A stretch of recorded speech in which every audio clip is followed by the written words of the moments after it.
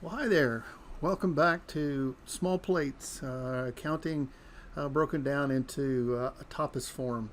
Anyway, this is Eric and Tim again. We're Hey. trying to take a look at the cash budget. And Eric's probably better at this than I am, so he puts all the pieces together.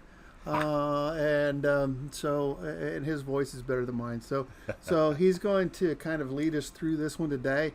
Now, these are classic problems in that they're missing data problems. They're easy for professors to write, easy to grade, so be prepared for missing data. Those are always ones at the top of my list. How about you?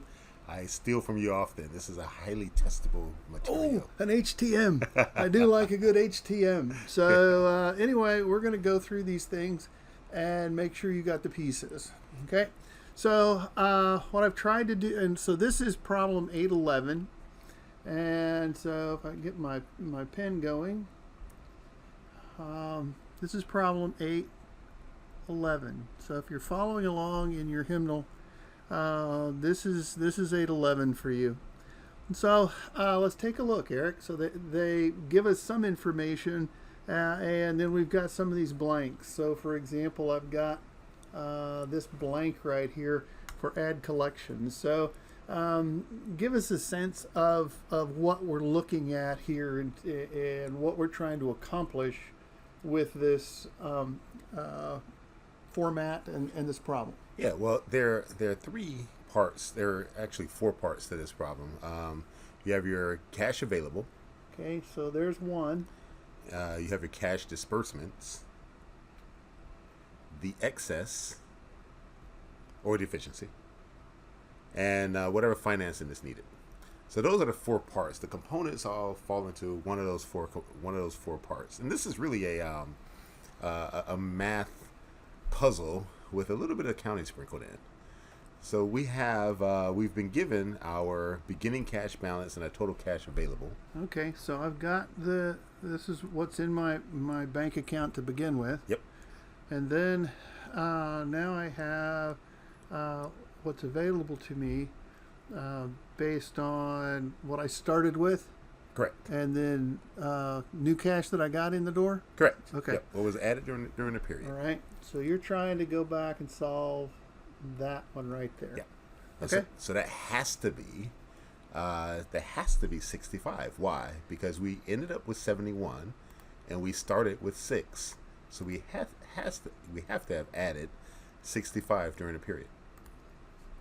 So 65 is going to be the amount that fills out this little piece. And so Eric and I a lot of times will talk about this is if you know two of the three, Yep. you can get the third. So if you knew the total cash available, you knew the beginning, I had to add the 65. Yeah. Okay, then what's next? So we know we have a lot of missing pieces in our cash disbursement, so we can't really operate in order. But what we do know is that we have a $2,000 deficiency. Okay, Now, what the deficiency says is that we spent $2,000 more than what we brought in. oh, okay. So if our cash, we spent $2,000 more than our cash available, not so much what we brought in. So this is why my daughter will send me an email at the end of the month. Yes. Okay. Yeah. All right. The Dear Dad email. Yeah, okay. Got it. So if we know that we're $2,000 short, and we know that we had cash available of $71,000, then our total disbursements has to be dun dun dun, dun $73,000. Okay, so what you're saying is I had 71,000 then available. I spent 73,000, so I've spent more than I had. Right. So that's what this deficiency means. Yes. I just spent more than I had. Right. Okay.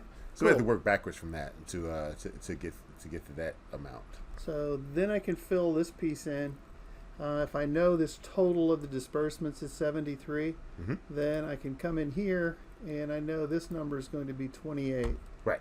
So if 73, and if I have the 35, the 8, and the 2, subtract those from 73, and what's left has to be the 28. Correct. Okay. Correct. Got it. All right. Now what could I do? What can I do now? Well, we know from the narrative that Oh. we have to keep a $5,000 minimum cash balance. So what you're saying, students should really read the problem in some detail. That would be helpful. Okay, Yes. reading the problem. Because I asked him about where the 5,000 came from when we were working on this, and he says it's in the problem. All right. So then what? That's behind the curtain now. Yeah, that's right. You don't need to know that. So in order for us, we have a $2,000 deficiency. So in order for us to make this $5,000 ending cash balance that's given, we have to borrow $7,000. Okay. So that relates to the total financing I need, right? Correct. Yes. So if I'm just filling in the blanks here, so what you're telling me is that if I take the cash available, I compare it to this cash disbursements, I get a -2, and for me to maintain this, I can back into this 7. Correct. Yes. Okay. Yes. And as a result, since we're not paying any of our borrowings, previous borrowings, then we're left with this one last thing that says our borrowings themselves are going to be the oops, sorry, too many buttons for the old guy. So I'll go up here and I get the 7. Yes. Okay, so that's our setup. So the thing to remember, Eric set you up with these 4 things. You need to make sure you've got those 4 things. You need to be nimble enough to fill in the blanks, okay, and decide on what order you're going to do these things in. Exactly. And what other words of wisdom do you have? Well, 2 things. Number 1, the order that you do those in, that's going to change based on the information that's given to you. So the order. So in the next quarters, you may be given different information. Okay. So the order of calculation changes. Yep. Okay.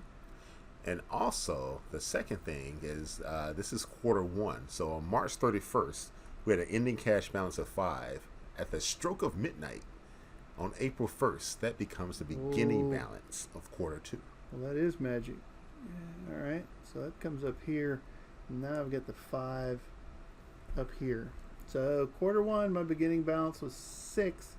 Now I'm at 5. And the only reason I was able to get to the 5 is because I borrowed another $7,000. Exactly. Otherwise, I'd be overdrawn. And parents don't like that. Not if at you're overdrawn. So we'll come back with some additional quarters, but that's additional initially the setup for these problems, and we'll check how nimble you are when we look at the next 3 quarters. Sounds good. All right. Talk to you soon. Bye. Bye.